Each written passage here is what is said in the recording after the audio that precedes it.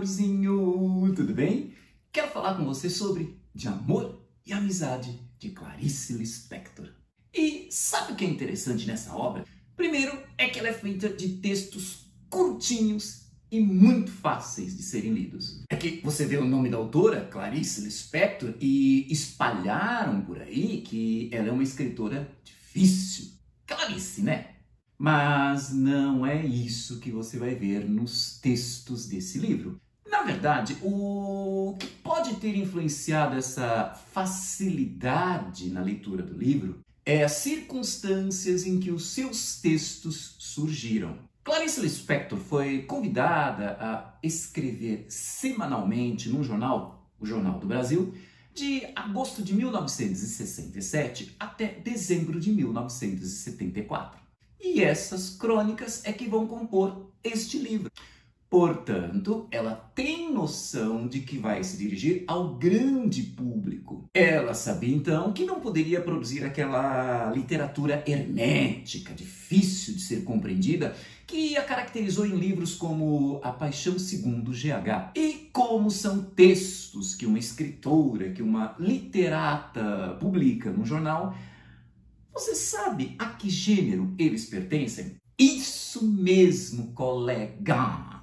Crônica. E você sabe o que é crônica? A crônica, como hoje conhecemos, nasceu na imprensa, nasceu no meio jornalístico. Então, ela nasce muito colada ao jornal. A maioria dos textos de um jornal são notícias, se referem a fatos do dia a dia. E a crônica? Bom, no começo, ela era um comentário da notícia, que costumava vir no rodapé dessas notícias. Com o passar do tempo, esses comentários se tornaram tão interessantes que ganharam vida própria, não precisavam mais vir assim tão colados na notícia. Ganharam um espaço próprio. Nascia assim a crônica moderna. E sabe o que é mais interessante? A crônica nasceu para ser um texto efêmero, isto é, passageiro, baseada na notícia. Quando esta perdia a graça, a crônica também. Mas algumas crônicas se mostraram tão bem feitas, tão bonitas, tão especiais, tão literárias, que venceram essa fronteira do tempo, deixaram de ser efêmeras, saíram do jornal e foram parar nos livros. Algumas até viraram literatura. É o que se vê nas mãos de Machado de Assis, Drummond, Rubem Braga, que é visto como o cronista, e aqui em Clarice Lispector. Ainda assim, essa ligação com o cotidiano, com o dia a dia, vai fazer com que a crônica, tradicionalmente e preconceituosamente, seja vista como um gênero menor. Mas justamente esse tom cotidiano, essa preocupação com aquilo que é menor, com o que é simples, que vai ser a grande paixão do modernismo. Daí a crônica ser o gênero predileto entre os modernistas. Então, trate muito bem essas crônicas de amor e amizade de Clarice Lispector. E sabe o que é interessante nesse livro? Ele é feito em camadas, permitindo mais de uma leitura. Essas crônicas nasceram no jornal e, como disse um importante estudioso, Antônio Cândido, assim como o jornal é lido no dia e na semana seguinte está lá servindo para embrulhar peixe, a crônica hoje é lida como mera distração e na semana seguinte já estará esquecida. Mas algumas dessas crônicas são tão bonitas, são tão bem elaboradas que rompem a fronteira do tempo e se tornam literatura. Veja o exemplo dessa que encerra o livro de Clarice Lispector, é a crônica Saudade. Saudade é um pouco como fome, só passa quando se come a presença. Mas às vezes a saudade é tão profunda que a presença é pouco. Quer-se absorver a outra pessoa toda. Essa vontade de um ser o outro para uma unificação inteira é um dos sentimentos mais urgentes que se tem na vida. Gente, que lindo! Clarice, né? Por meio deste exemplo, nós vimos que a Clarice, ao se adaptar a essa nova realidade, a esse novo meio, a esse novo público, continua sendo ela mesma. Clarice, né? Então temos uma camada que serve para o mero entretenimento e uma outra camada em que a gente percebe Clarice, né?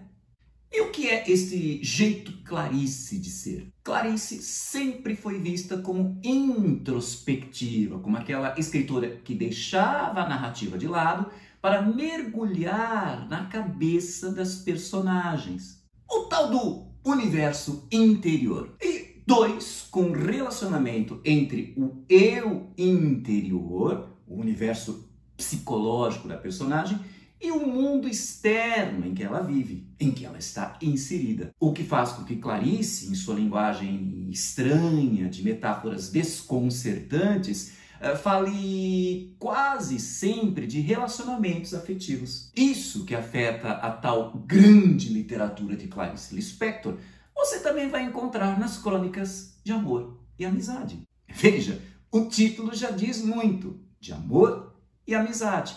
Relacionamentos afetivos. Haverá então crônicas que vão falar do relacionamento entre um homem e uma mulher, escritas de um jeito especial.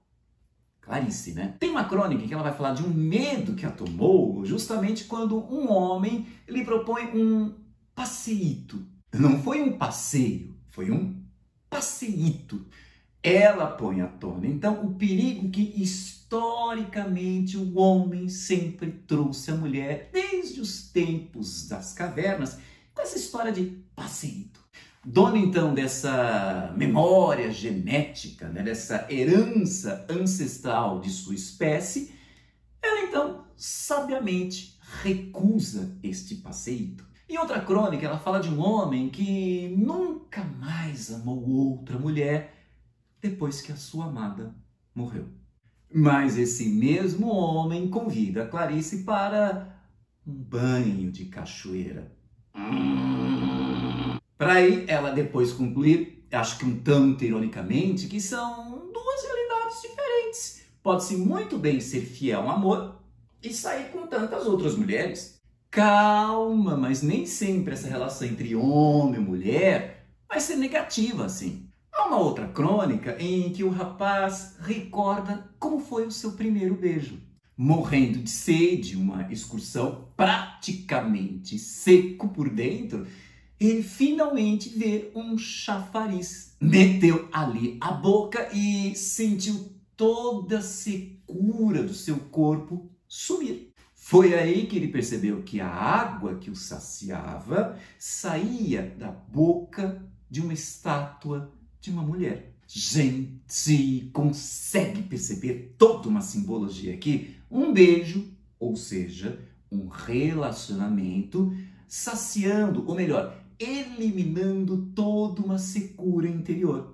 Que lindo! Clarice, né? Esqueci de falar uma coisa. Algumas dessas crônicas são narrativas, como essa que acabei de resumir, chamada O Primeiro Beijo. Outras são meras reflexões, como aquela que eu citei agora há pouco, chamada Saudade.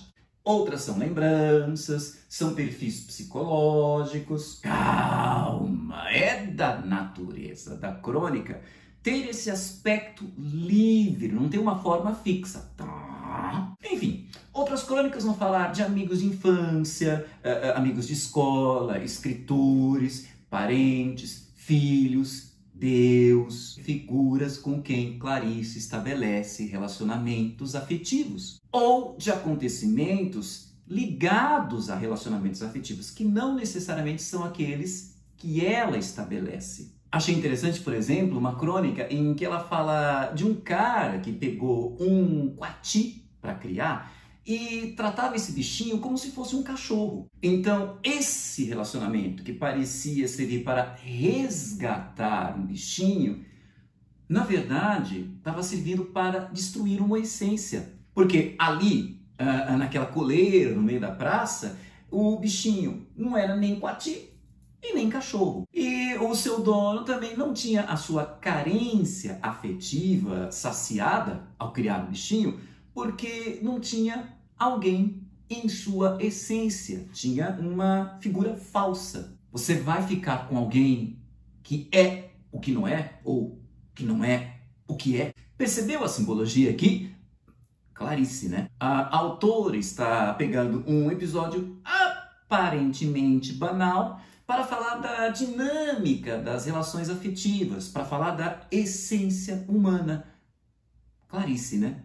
Clarice nos ensinando coisas da vida. Talvez por isso o título desse livro venha acompanhado da expressão Crônicas para Jovens. Porque existe uma mania de querer ensinar tudo para os jovens. Uma mania de achar que jovem existe apenas para ser ensinado. Todos nós sempre temos algo para aprender. Estamos sempre num processo de aprendizagem. E no fundo, a literatura de Clarice, seja a grande literatura, seja a dessas crônicas, sempre tem algo a nos ensinar. Enfim, esses são os elementos mínimos que eu queria que você tivesse em mente em relação a De Amor e Amizade, de Clarice Lispector.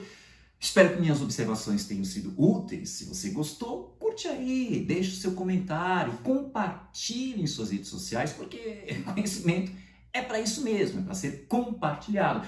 E não se esqueça de se inscrever em nosso canal e de ativar o sininho para ficar sempre sabendo de nossas novidades. Um beijo cheio de amor e amizade e até a próxima.